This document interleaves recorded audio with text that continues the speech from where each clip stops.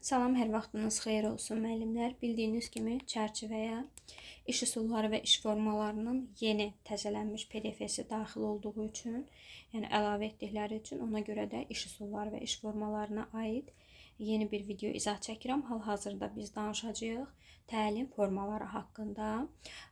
Əvvəlində bizə, yəni öyrənmə fəaliyyəti haqqında, yəni bu iş üsulları, iş formaları haqqında ümumi məlumat verilir ki, mütləq müəllim məşğələ prosesi ərzində uşaqların fərdi ehtiyaclarıdır, marağıdır, istəyidir. Bunları nəzərə almalıdır ki, buna uyğun olaraq hansı iş üsulundan, hansı iş formasından istifadə eləyəcək, bunu bilməlidir. Amma bunlar yəni elmi cəhətdən əsaslandırılmalıdır da. Bu günləri müəllim nə üçün dərsində əqli hücumdan istifadə elədi və ya nəyə görə qruplarla iş forması və ya fərdi iş formasından istifadə elədi? Bunlara yəni diqqət yetirməlidir. Və diqqət eləsək, burada alimlərdən Vygotskyinin nəzəriyyəsi proksimal inkişaf zonası, proksimal terminin mənası yaxın inkişaf zonası deməkdir. Maria Montessori, bunu da bilirik. Albert Bandura, bunları izah eləyəcəm. John Dewey, yəni bu alimlərdən burada siz Albert Bandura ilə John Dewey'nin adını yeni görürsünüz. Yəni bunların adı bəs iş formalarında nəyə görə çəkilir? İndi bu hissəyə baxaq. Birinci növbədə müəllimlər Vygotsky nəzəriyyəsində bilirik ki, yaxın inkişaf zonası anlayışı var idi, həmçinin aktual zona, yəni uşağın iki inkişaf səviyyəsi var. Biri var uşağın tək başına bacardığı işlər, bu sanki uşağın fərdi iş formasına düşür. Biri də var böyüklərin köməyi ilə bacara bildiyi, məsələn, yaxın inkişaf zonası bu qruplarla iş formasına düşür. Yəni Vygotskyinin nəzəriyyəsinin adı o baxımdan çəkilir. Sonra Albert Bandura. Albert Banduranın nəzəriyyəsi sosial öyrənmə nəzəriyyəsidir. Bu müəllimlər nə deyirdi bu alim? Deyir ki, uşaqlar sizi təqlid eləyərək öyrənirlər. Yəni müşahidə eləyir, baxır və siz nə edirsinizsə o qaydada sizi öyrənməyə çalışırlar. Ona görə də nə dediyiniz yox, nə etdiyiniz vacibdir. Cümləyə baxın, nə dediyiniz yox, nə etdiyiniz. Yəni ki, çox sözdə çox şey deyə bilərsiniz, amma əməldə nə göstərirsinizsə, uşaq da onu sizdən götürəcək. Məsələn, bir velosiped sürməyi deyək. Velosiped sürməyin xüsusi bir təlimi, xüsusi bir qaydası yoxdur. Uşaq bunu necə öyrənir? Baxır başqasına, başqasında velosiped sürməyini görür və başlayır sonra da o velosipedini sürməyə.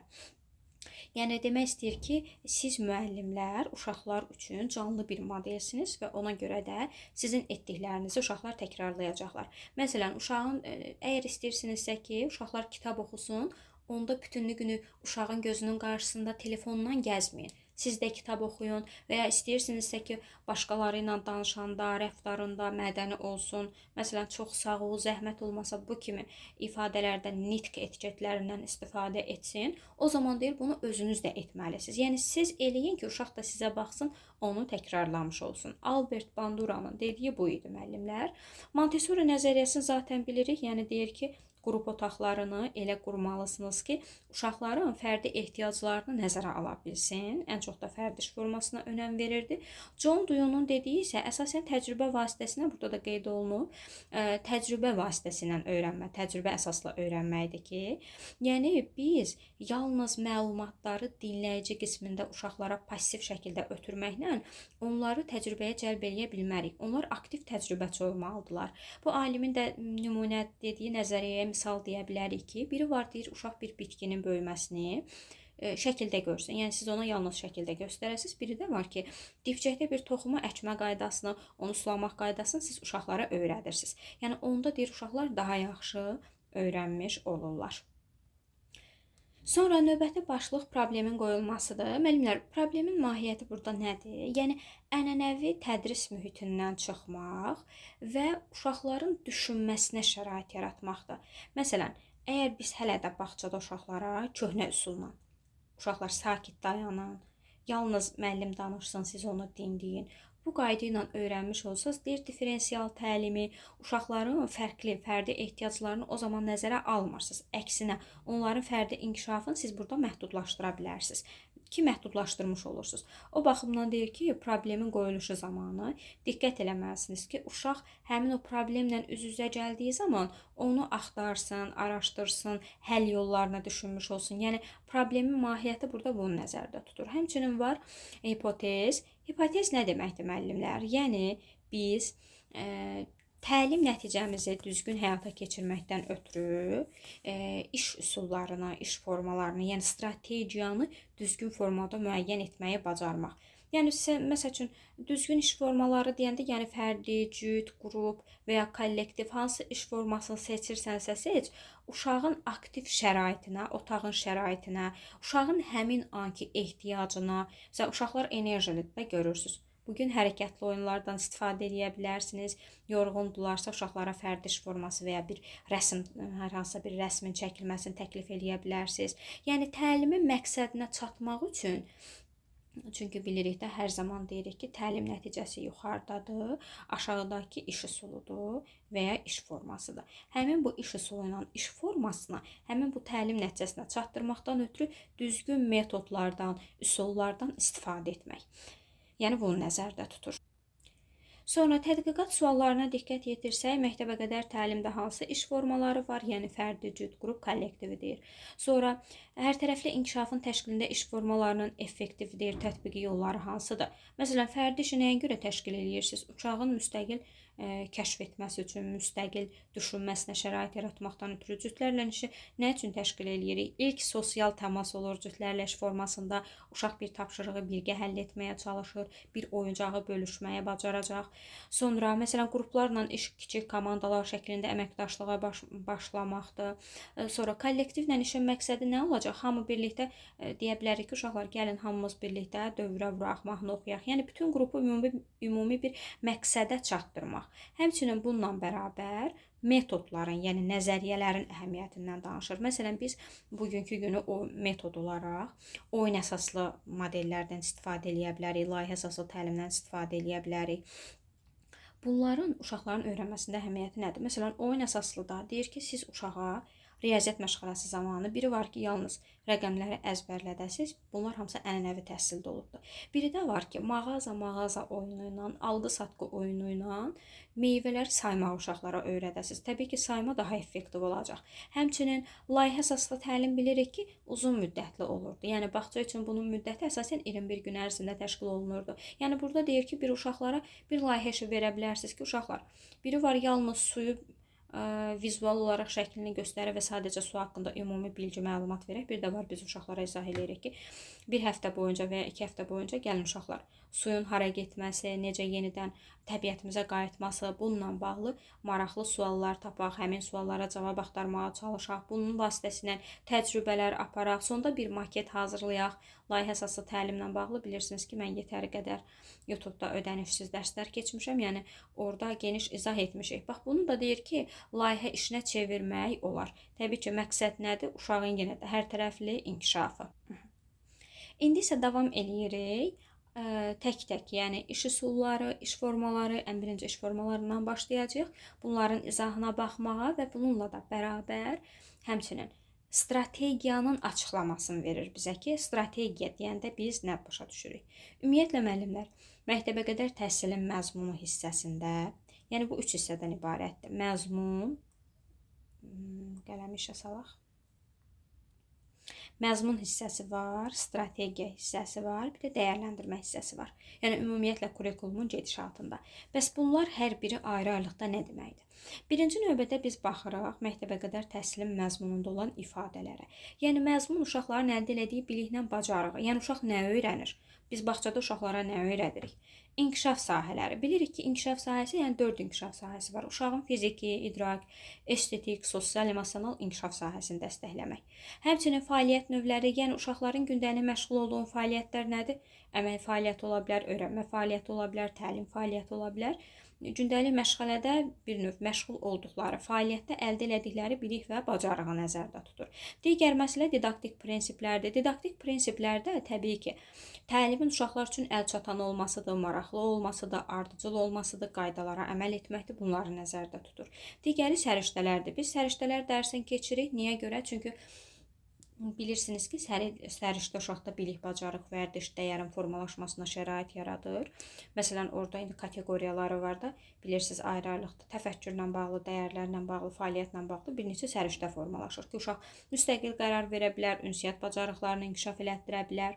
Sonra digəri təlim nəticələri ilə bağlıdır. Təlim nəticələri, yəni müəllimlər, hər yaşın sonunda uşağın çatmalı olduğu konkret hədəflərlə bağlıdır ki, hansı yaş qrupu hansı təlim nəticələrinə əsaslanır. Hətta burada ümumi təlim nəticələri, yəni illik təlim nəticələrini nəzərdə tutur.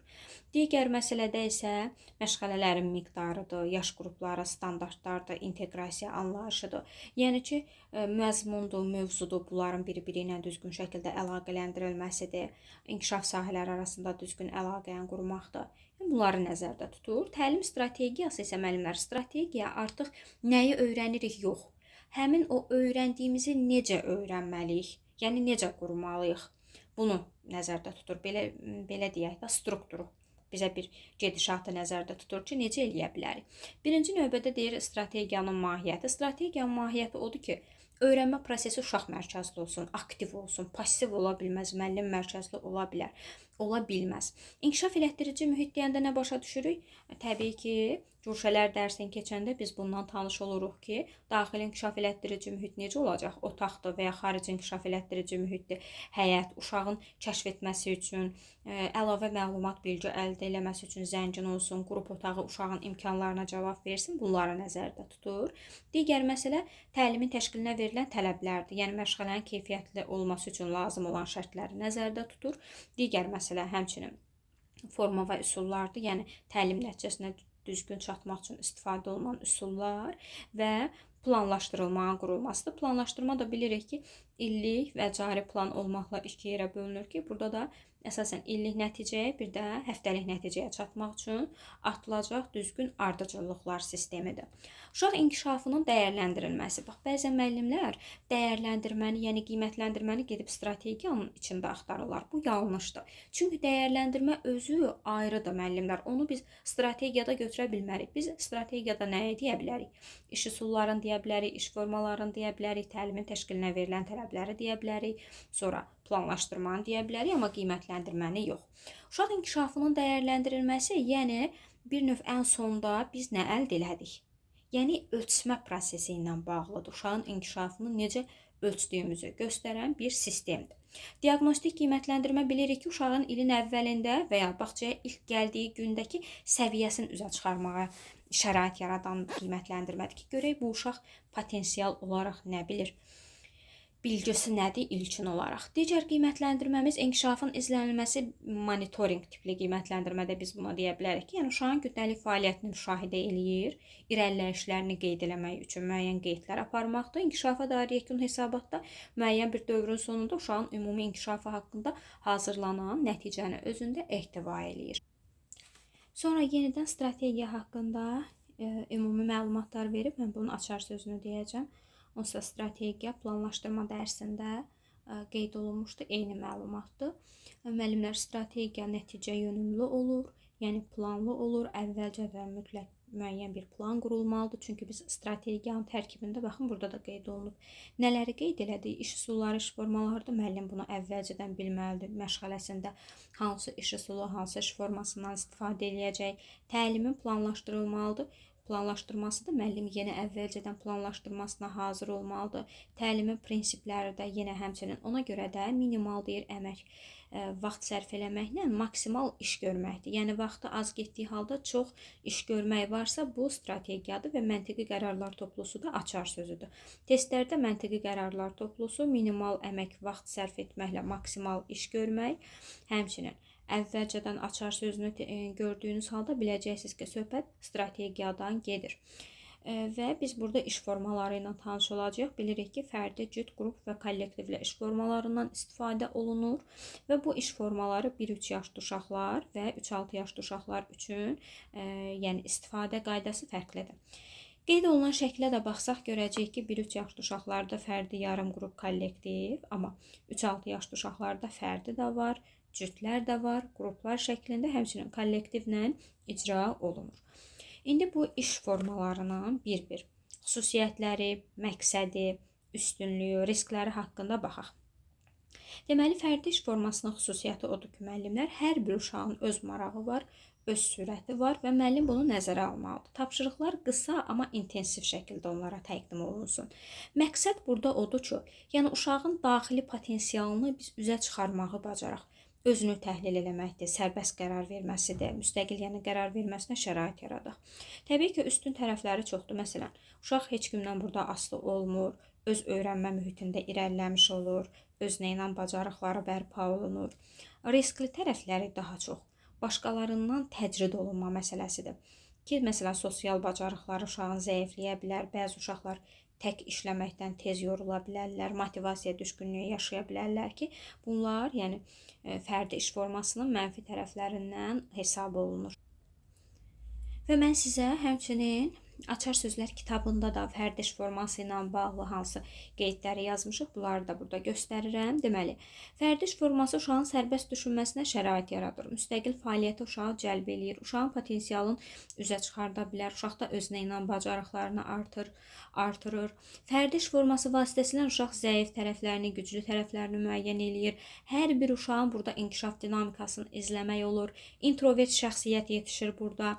Vaxt azlığı müşahidə olunur. Əməkdaşlıqda ünsiyyət bacarıqları olmur. Bu artıq mənfi tərəflərindəndir. Vaxt az olduğuna görə müəllim bütün uşağa rəy bildirməyə çətin ola bilər. Əməkdaşlığın ünsiyyətin olmamasıdır. İntellekt növü kimi Howard Gardnerdə olan fərd daxili intellekt formalaşır. Uşaqlarda həm özünü qiymətləndirmə, həm qarşılıqlı qiymətləndirmə, həm də müəllim tərəfindən qiymətləndirilmə, yəni qiymətləndirmənin 3 növü həyata keçirilir. Uşağın müstəqil düşünməsinə şərait yaradılır. Burada uşaq bildiyindən daha əmin olur. Niyə görə? Çünki özü tək yerinə yetirdiyi üçün şübhələnmir də ki, görəsən dostum bunu dedi, yoxsa mən. Yəni ki, biri var, uşaq düşünsün ki, görəsən dostum yanımda olmasaydı, mən bunu tapa bilərdim, yoxsa yox. Bir də var ki, uşaq artıq özü tək işlədiyi üçün bildiyindən də rahatlıqla əmin olur. Davam edirik cütlərlə iş forması ilə. Cütlərlə iş forması müəllimlər, yəni iki uşağın birlikdə əməkdaşlığıdır, amma hər elə iki uşağı bir yerdə əyləşdirmək təbii ki, bu cütlərlə iş forması hesab olunmur. Biz diqqət eləməliyik ki, orada iki zəif uşaq bir araya düşməsin və ya iki potensialı güclü olan uşaq bir araya düşməsin. Bir zəif, bir güclü olsun ki, biri digərinə köməklik eləyə bilsin. Yəni ki, bilən uşağın həmin o bilməyən uşağa müəyyən dəstək göstərməsidir. Və cütlərlə iş formasının, yəni xüsusiyyəti hissəsinə baxsaq, əsasən budur ki, məsuliyyət burada iki uşaq arasında bölüşür və onlar bir-birlərinə kömək edirlər. Biri-birləri ilə fikir mübadiləsi apara bilirlər. Bu iş formasının məqsədi odur ki, yəni uşaqlar arasında ünsiyyət qurulsun, problem bircə həll olunsun, birlikdə yəni onun öhdəsindən gəlsinlər. Bir növ bircə bizim açar sözümüzdür. Üstünlükləri baxımından nədir? Ünsiyyət bacarıqları artır, uşaqlarda əməkdaşlıq inkişaf eləyir, rahat şəkildə sosiallaşa bilirlər. Həmçinin uşaqda empatiya bacarıqları formalaşır. Riskli tərəfləri nədir? Bir uşaq digərindən asılı vəziyyətə düşə bilər. Yəni ki, burada da müstəqil düşünməsi uşağın zəifləyə bilər və ya fikir ayrılığı səbəbindən mübahisə eləyə bilərlər. Ona görə diqqət eləməliyik ki, bir növ dalaşqan uşaqlar bir arada əyləşməsinlər. Açar Sözlər kitabında cütlərlə iş formasına diqqət eləsək, biri-birinə kömək etmək, empatiya hissinin olması, ekstrovert şəxsiyyət yetişdirmək, qarşılıqlı fikir mübadiləsi, həmçinin rəy vermə bacarığı, yəni cütlərlə iş formasında qarşılıqlı rəy vermədən istifadə olunur, əməkdaşlıq, ünsiyyət bacarıqları dəstəklənir, tərəfdaşı ilə birlikdə işləyirlər. Bəli, açar sözümüzdə tərəfdaş. Diqqət eləməliyik, bir zəif, bir güclü uşaq olsun və burada şəxslər arası intellekt formalaşır, qarşılıqlı qiymətləndirmə olur. Ümumiyyətlə müəllimlər, cütlərlə iş formasının həmçinin mənfi tərəflərindən biri də odur ki, bir uşağın diqqətinin yayınması digərinin də diqqətinin yayınmasından və beləcə müəllimənin uşaqlara verdiyi təlim prosesindən uşaqların uzaqlaşmasına səbəb ola bilər.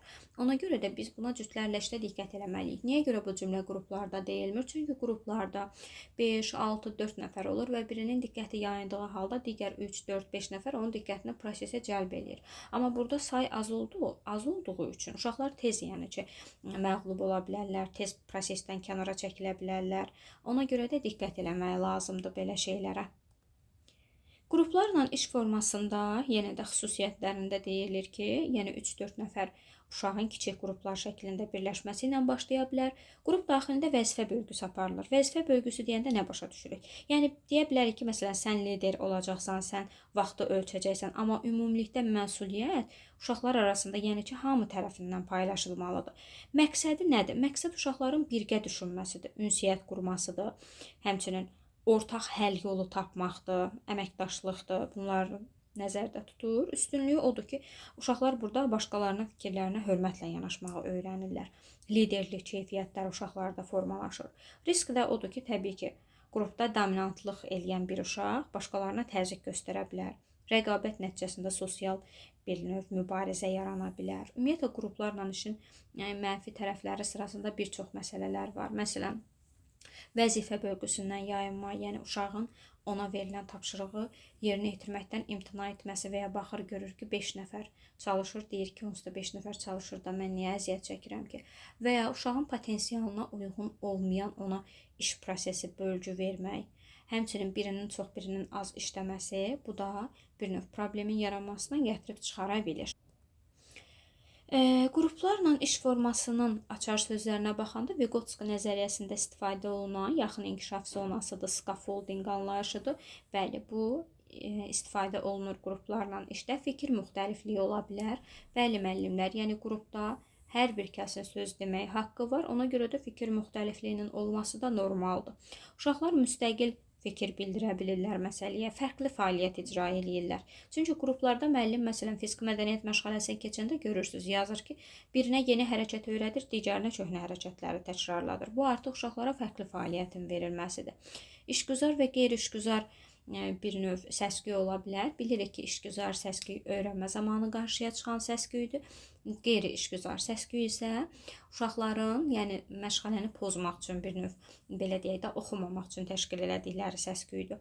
Layihə işi təşkil olunur, çünki ümumiyyətlə layihə əsaslı öyrənmə qruplarla həyata keçirilirdi. Tək formada uşaqlara layihə vermək olmaz. Bu uşağın fərqli perspektivlərini görməyə imkan yaradır. Burada bəli qaydalar, prosedurlar qoyulmalıdır. Niyə görə? Çünki qayda prosedur olmasa artıq uşaqların yavaş-yavaş sayı çoxalır axı. Qrupda məsələn hər qrupda 4, 5, 6 nəfər olur. Hamını idarə etmək çətinləşə bilər. Əməkdaşlıqdır, ünsiyyətdir, bu kimi bacarıqlar formalaşır, şəxslər arası intellekt olur. Scaffolding anlayışında dedik. Əslində yeni çərçivə sənədində biraz diqqət eləsək görürük ki, iş formaları, iş üsulları ilə bağlı olan bilgiləri biraz qısaldıblar, amma siz geniş şəkildə bilməlisiniz, çünki bu mövzu qəbul mövzusudur. 1 və ya 2 sual şəklində mütləq sizə hətta 3 sual şəklində qəbula sual düşə bilər. Davam eləyirik kollektivlə iş forması. Bilirik ki, müəllimlər, kollektivlə iş forması, yəni bütün qrupun eyni bir tapşırıq üzərində birgə çalışmasıdır. Təbii ki, burada məqsəd nə olacaq? Yəni ki, hamı eyni məqsədə xidmət eləsin, tapşırığı bir yerdə həll eləsinlər, kommunikasiya bacarıqları inkişaf eləsin, ünsiyyət bacarıqları daha da möhkəmlənmiş olsun. Üstünlüyü odur ki, həmrəylik güclənir burada uşaqlarda. Ümumi hədəfə doğru hər kəs fokuslana bilir. Uşaqlarda dinləmə bacarıqları inkişaf eləyir. Risk odur ki, say çox olduğuna görə uşaqlar arasında yəni bəzən fikir ayrılıqları arta bilər, bəzən müzakirənin uzanmasına və ya qarma-qarışıqlığın düşməsinə səbəb ola bilər. Və kollektivlə iş formasında mütləq uşaqlara gözləmə vaxtı verilməlidir. Uşaqların bir-birlərinin suallarına birbaşa müdaxilə etməsi onlar arasında narazılığa çünki səbəb ola bilər. Burada biraz diferensiallığı qorumaqda müəllim çətinlik yaşaya bilər. Çünki hamı eyni bir fəaliyyətə cəmlənir, eyni bir tapşırıq verilir və bəzən bu uşaqların maraq dairəsindən kənarda qala bilər. Burada xaotik səs-küydən istifadə olunur. Xaotik səs-küy nədir? Ümumiyyətlə xaos gərginlikdir. Yəni bəzən say çox olduğu üçün müəllim qrupu idarə etməkdə çətinlik çəkə bilər. Əgər o müəllim proaktiv müəllim deyilsə, produktivlik bacarığı yoxdursa, qaydasını, prosedurunu əvvəlcədən qoymayıbsa, ümumiyyətlə kollektivlə işdə çox çətinlik çəkmiş olur. Hər bir uşağa, daha doğrusu bütün qrupa eyni fəaliyyət verilir və burada utancaq passiv uşaqlar tapşırıqdan kənarda qala bilər ki, bu onların bu kollektivlə işin mənfi tərəflərindən biridir. Niyə görə? Çünki biz demişik ki, məsələn, burada hamı ilə birlikdə işlədiyi üçün müəllim bəzən utancaq uşaqlar başqa bilən uşaqların arxasında gizlənmək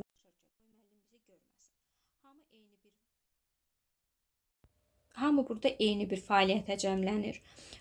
Qaydalar təqdim olunmalıdır, kommunikasiya bacarıqları olur. Uşaq kollektivlə birlikdə müzakirə aparır. Bu zaman uşaqda müzakirə mədəniyyəti də formalaşmış olur.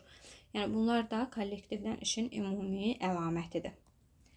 Və mən sizlərə öz digər vəsaitimdə yəni olan bölgü, həmçinin burada iş formaları haqqında qeyd olunan məlumatları da vurğulamaq istəyirəm. Çünki iş formalarını əgər ki, bugün öyrəniriksə, Çünki bu izah sırf iş formaları ilə bağlıdır. Fərdi, cüt, qrup, kollektiv. Onda bununla bağlı bütün xırdalıqları bilməlisiniz. Və müəllimlər, ümumiyyətlə müəllim deyir təlim formasını seçərkən, yəni fərdi, cüt, qrup, kollektivi bir çox məsələləri nəzərə almalıdır. Birinci növbədə alt standarta uyğun təlim nəticəsinə diqqət yetirməlidir. Bəli, çünki iş üsulu iş forması alt standartın tərkibində olma bir məsələdir. Alt standartın 4 funksiyalarından biridir. Müəllim diqqət eləməlidir məşğələdə istifadə edəcək iş üsuluna. Yəni təlimin üsulu ilə təlimin formasını bir-birinə uyğun seçsin. Bu nə deməkdir? Biz məsələn bu günləri müzakirə iş üsulu yazırıqsa, gedib iş formasına fərdi yaza bilmərik. Çünki müzakirə birlikdə aparılır, fərdi tək aparılır. Bunlar bir-biri ilə uzlaşmadır. Müzakirəyə yaza bilər qruplarla iş. Və ya biz əqli hücum yazırıqsa, əqli hücuma ya qrup yaza bilərik, ya fərdi yaza bilərik. Durub əqli hücumda cütlər yazmaq doğru deyil. Çünki əqli hücumun özünün gedişatında qeyd edir ki, əqli hücumu qrup və fərdi şəkildə həyata keçirmək olar. Yəni bunu nəzərdə tutur. Uşaqların mütləq iştirak edən uşaqların sayına diqqət yetirmək lazımdır. Bəli.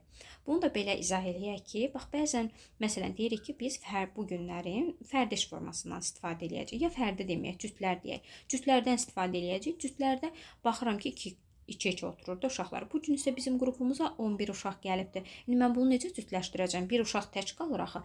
Yəni belə şeylərə müəllim diqqət yetirməlidir. Deməli müəllimlər, fərdi iş formasının bayaqdan danışdığımız əlamətlərini yox, hansılar ki fərqlidir, o açar sözlərə diqqət yetirəcəyik. Fərdi iş formanın xüsusiyyətləri sırasında var. Hər bir uşağın müəllim inkişaf səviyyəsini izləyə bilir. Bəli, yəni tək-tək işlədiyi üçün müəllim burada rahatlıqla fokuslana bilir ki, hansı uşaq hansı tapşırığın öhdəsindən necə gəldi, hansı güclüdür, hansı zəifdir. Ona görə də uşağın zəif tərəfləri müəyyən eləyir. Uşaqlar tapşırığı özləri yerinə yetirdikləri üçün özünə inan bacarıqları da formalaşır. Zəif və güclü tərəflərini bilirlər. Fərd daxili intellekt burada formalaşır, introvert şəxsiyyət olur və uşaqlarda müstəqil fəaliyyət bacarıqları olur. Bəs hansı çatışmazlığı var? Sosiallıq yoxdur, əməkdaşlıq yoxdur. Müəllimin vaxt baxımından hər bir uşağa tək-tək əks əlaqə verməsi və vaxt baxımından problem ola bilər. Fərdi işdə dedik ki, 3 cür qiymətləndirmə oldu. Müəllim tərəfindən qiymətləndirilmə, qarşılıqlı qiymətləndirmə və özünü qiymətləndirmə. Cütlərlə işdə getdikcə bizim sayımız artır və burada uşaqların biri-birinə açar sözü var ki, biri-birinə köməklik göstərmələridir. Biri-birlərinin qarşısında, yəni məsuliyyətlərini dərk etmələridir. Uşaqlar burada birlikdə problemi həll eləyirlər. Həmçinin fikir mübadiləsi aparırlar, qarşılıqlı da bunların açar sözüdür. Empatiya hissi olur, ekstrovert şəxsiyyət burada formalaşır uşaqlarda.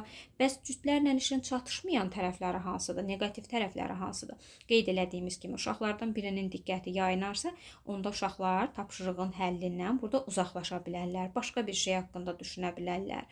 Həmçinin cüt partnyor düzgün seçilməsə, çünki bayaqları dedik ki, dalaşqan, yəni daima bir-biri ilə yola getməyən uşaqları bir arada qoysaq, bu təbii ki, problem olacaq. Və qiymətləndirməsi hansı formada aparıla bilər? Qarşılıqlı qiymətləndirmə şəklində və ya meyarlarla qiymətləndirilmə şəklində aparıla bilər. Qruplarla iş formasında fərqli ideyalar ortaya qoyulur. Müstəqil uşaqlar fikir bildirə bilirlər məsələyə. Müstəqil fəaliyyət fərdi, müstəqil fikir qrupdur müəllimlər. Qruplarla iş formasının müsbət cəhətləri nədir? Əməkdaşlığın, ünsiyyətin olmasıdır. Uşaqlar fikir müxtəlifliyi ilə tanış olurlar. Çünki normal halda qrupda olan hər bir uşaq öz fikrini bildirə bilər.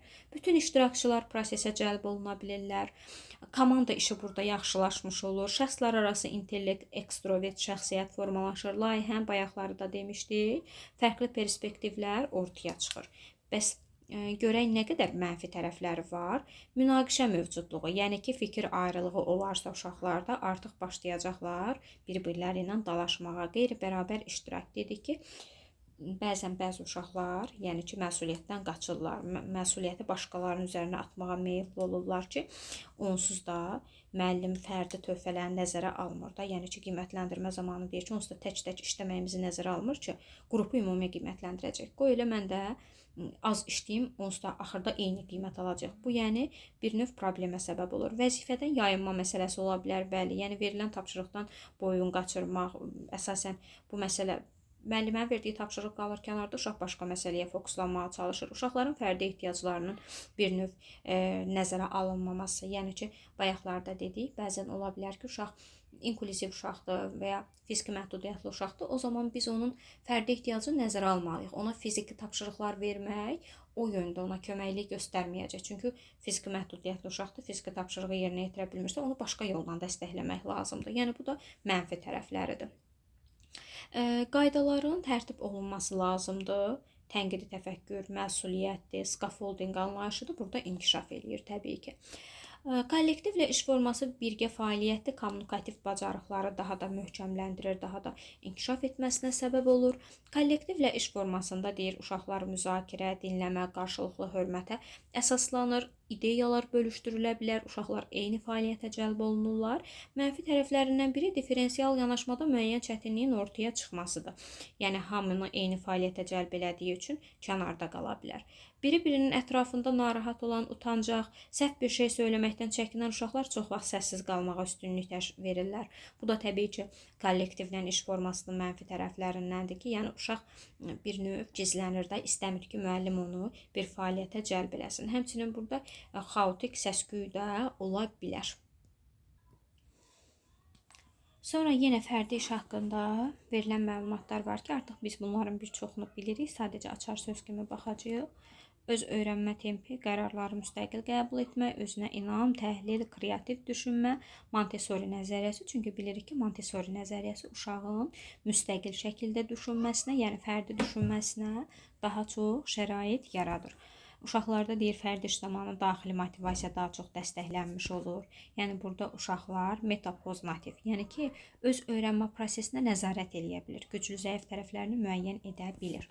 Cütlərlə iş görürük ki, cütlərlə işdə Albert Banduranın adını qeyd eləmişlər və biz bayaqları Albert Bandura haqqında lap əvvəldə girişdə məlumat verdik ki, uşaqların təqlid vasitəsindən öyrənməsini nəzərdə tutur və qeyd eləyir ki, məsələn, birlikdə qəsr quraşdırın tapşırığında uşaqlarda koordinasiya, rol, əməkdaşlıq olur və Bandura deyir ki, uşaqlar başqalarına baxaraq öyrənirlər. Bu bizim elə dediyimiz təqlid bacarığını nəzərdə tutur. Sonra davam eləyirik. Bunlar bax eyni açar sözlərdir. Ona görə çox üzərində dayanmadım. Empatiya, əməkdaşlıq.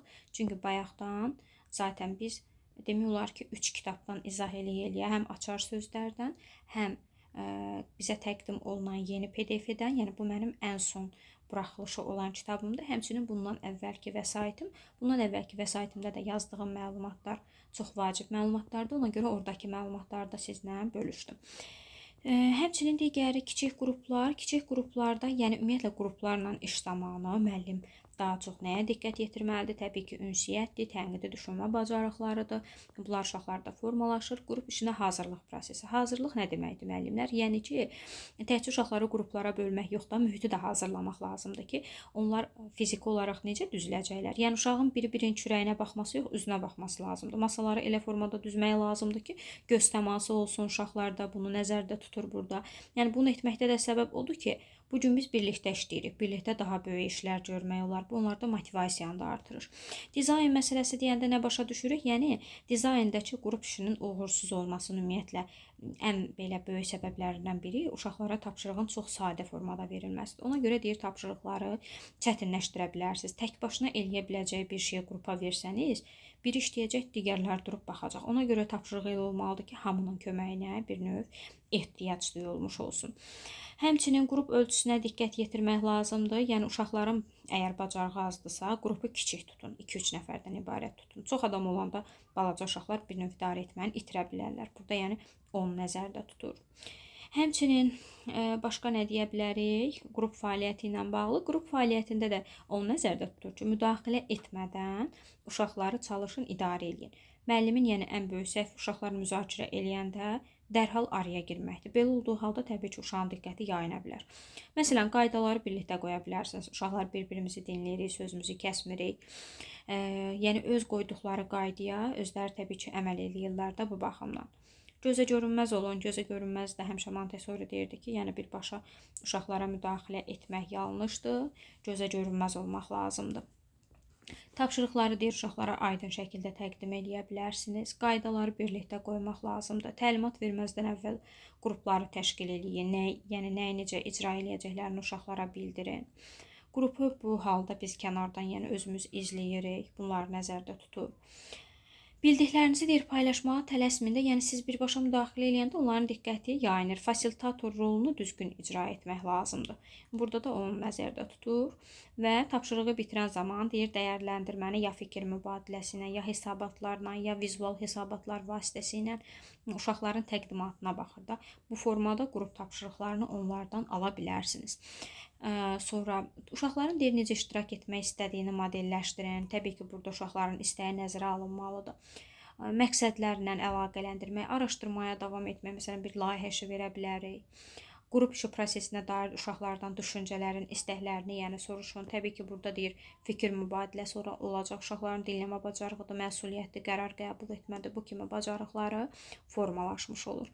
Və burada deyir ki, John Dewey'nin öyrənmə fəaliyyətdə baş verir. Yəni qrup, baxın müəllimlər, fərdi işə Montessori'nin adını yazdıq cütlərə, Albert Bandura'na, qruplarla işə isə John Dewey'nin adını qeyd elədik, uyğunlaşdırma şəklində. Yəni burada deyir ki, tətbiq eləyərək öyrənmə. Bu cümlə olmasa belə, biz onsuz da iş formalarının testini işləyəndə, yəni müəllimlərimizlə işləyəndə görürdük. Ən çox tətbiq eləyərək öyrənmə düşürdü qruplarla işə. Həmin o John Dewey'nin da dediyi öyrənmə fəaliyyətdə baş verir, elə tətbiqi nəzərdə tutur da. Tətbiq, yəni burada qeyd olunan təcrübəni deyir. Sanki sinonim sözlərdən burada istifadə olunur. Çünki eyni şeyi biz zaten demişik. Tətbiq, bu da burada deyir ki, təcrübə vasitəsilə uşağın öyrənməsi, yəni həmin o tapşırığı yerinə yetirməsi. Davam edirik kollektivlə iş forması ilə. Təbii ki, kollektivlə iş forması sanki komanda şəklində işləməyi nəzərdə tutur ki, hamının bir nəfər kimi eyni hədəf üçün çalışmasına burada müəllim əsasən şərait yaratmalıdır. Yine ümumilikdə deyir ki, sosiallıqdır, ünsiyyətdir, ictimai məsuliyyətdir. Həmçinin kommunikativ bacarıqların formalaşmasıdır, yəni geniş miqyaslı ünsiyyətin olmasıdır. Baxın müəllimlər, ictimai məsuliyyət, geniş miqyaslı ünsiyyət. Bunları verəndə artıq biz bilməliyik ki, söhbət kollektivlə iş formasından gedir. Və burada məqsəd nədir? Yəni ki, bir növ uşağa çatdırmaq istəyirik ki, yəni sən bu cəmiyyətin bir parçasısan və ona görə də ümumi bir cəmiyyət üçün çalışmaq lazımdır. İctimai məsuliyyət nədir orada? Yəni elədiyim hərəkət hamıya təsir edir. Komanda ruhu nədir? Yəni ki, mən tək deyiləm. Biz birlikdə bunun öhdəsindən gəlməyə çalışırıq. Yalnız yanındakı dostu ilə yox, bütün qrupla dil tapmağa çalışmaq. Bağçanın həyətini dizayn edirik. Yəni burada deyir ki, uşaqlar təsəvvür eləyin ki, müəllim məsələn uşaqlara deyə bilər ki, gəlin bağçamızın həyətini necə gözəlləşdirə bilərik? Bununla bağlı birlikdə komanda şəklində qərarlar verək. Uşağın hərəsi bir ideya deyə bilər. Biri deyə bilər ki, güllər əkək, biri deyə bilər rəngli daşlar düzək. Yəni burada bir növ ideyalar da ortaya çıxır. Sonra hamılıqla birləşirlər, gül əkirlər, daşları həmin yerə düzə bilərlər. Həyətə baxanda görürlər ki, yəni mən bunu tək eləmədim. Biz birlikdə etdik düşüncəsi. Həmçinin Brunner'in burada adını qeyd eləyiblər müəllimlər. O da deyirdi ki, uşaq məlumatı hazır almamalıdır, o özü kəşf eləməlidir. Kollektivlə işdə də uşaqların qarşısına problem qoyulur, yəni problem görürlər, onu həll eləmək üçün başlayırlar yollar axtarmağa. Kəşf eləyirlər, birlikdə hərəkət eləyirlər, çətin tapşırıqlar olanda birlikdə, yəni tək formada yox, əsasən onun öhdəsindən gəlməyə çalışırlar. Bir növ konfliktləri həll etməyi öyrənirlər uşaqlar birlikdə olanda, yəni kollektivlə işin məqsədi də budur. Burada bizə iş vərəqləri təqdim olunub. Ümumiyyətlə iş vərəqi nədir? Birinci növbədə iş vərəqinin izahına baxaq müəllimlər. İş vərəqi uşaqlara yəni təqdim olunan üzərində müəyyən tapşırıqlar ola bilər. Bu şəkil çəkməklə bağlı ola bilər, rəqəmi tapmaqla bağlı ola bilər, məntiqi uyğunluğu qurmaqla bağlı ola bilər. İndi burada görürsünüz, məsələn, iş nömrəsi 1 iş, daha doğrusu vərəqi 1, iş vərəqi 2. Və bu demək olar ki, bütün iş formalarında verilə bilər. Məsələn, fərdi iş formasında hər bir uşağın qarşısına bir dənə iş vərəqi qoyula bilər. Uşaq heç kimdən kömək almadan o şəkildə verilən tapşırığa uyğun olaraq o şəkli tamamlamağa çalışacaq. Tutaq ki, burada ürəklərin sayının tamamlanması məsələsi. Bu çox sadədir. Ona görə elə biz bunu fərdi iş forması ilə verə bilərik. Cütlərlə iş formasında isə 2 uşağa bir vərəq verilir və onlar birlikdə müzakirə edirlər. Qruplarla da olanda təbii ki, 3-4 nəfərlik qrupa bir iş vərəqi veriləcək. Məsələn, bax bu verilən şəkil əsasən qruplarla iş formasına daha uyğundur. Kollektivlə iş forması da olanda burada da böyük bir iş vərəqi asılır plakat şəklində. Biz bunu məntiq riyazi təfəkkür məşğələsində keçmişdik, nümayiş üsulu kimi. Yəni orada ümumi məsələni müzakirə etməyə çalışırlar. Sonra burada bir də ümumilikdə Yəni iş formalarının sayı, sosiallığı deyir ki, fərdi iş formasında say 1-dir, cütlərdə 2-dir, qruplarda bəlli, kollektivdə bütün. Sosiallaşması təbii ki, fərdidə, yəni azdır da belə deyək, aşağı olur. Cütlərdə yüksəkdir, qruplarda yüksəkdir, kollektivdə də tamamilə yüksəkdir.